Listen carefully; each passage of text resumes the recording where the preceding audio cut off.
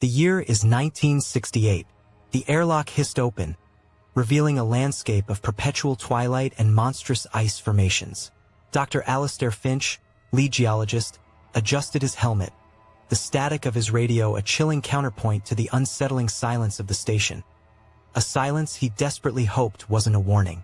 Initial scans revealed an unusual geological anomaly, a perfectly smooth, obsidian-like structure buried deep beneath the ice. The team's instruments went haywire, displaying readings that defied explanation. A rhythmic pulse emanating from the unknown source, growing stronger with each passing day. Days turned into weeks as Finch and his team relentlessly drilled deeper, uncovering more of the structure.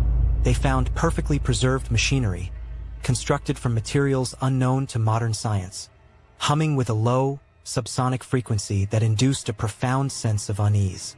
Then the voices started.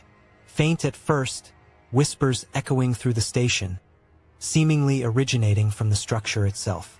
The crew became increasingly paranoid, plagued by nightmares and a growing conviction that they were being observed.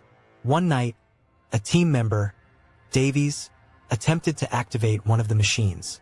The structure responded violently, a blinding flash of light erupting from the borehole, and Davies vanished without a trace. Only a lingering scent of sulfur and an unsettling vibration remained. The remaining crew, under Finch's increasingly unstable leadership, continued their excavation, driven by a desperate need to understand, or perhaps, to contain the growing horror. They unearthed a large chamber filled with dozens of perfectly preserved human bodies, arranged in a bizarre, ritualistic pattern, all facing a central altar. Finch discovered a logbook, written in a language he couldn't comprehend, but illustrated with increasingly disturbing drawings depicting grotesque, tentacled beings and a shadowy, ancient entity. He realized they hadn't unearthed a geological anomaly. They'd opened a gate. As Finch frantically attempted to seal the borehole, the station began to succumb to an unnatural cold. The lights flickered and died, replaced by an eerie, internal luminescence.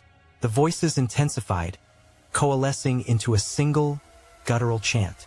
Walker recorded a final transmission, detailing her own descent into madness, fueled by the constant, oppressive presence. She claimed to see movement within the walls, shadows shifting in the periphery, and the slow, deliberate rearrangement of the bodies on the altar. Suddenly, the transmission cuts out. The final footage shows Walker collapsing to the floor, her body contorted in a grotesque pose, mirroring one of the illustrations from the logbook. Her eyes are wide open, staring directly at the camera, a silent scream frozen on her face. The last recorded signal was discovered 10 years later. A single, distorted voice whispered from the recovered audio, repeating one phrase, "It hungers, and it remembers."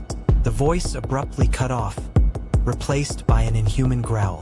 Current satellite imagery reveals no sign of the research station.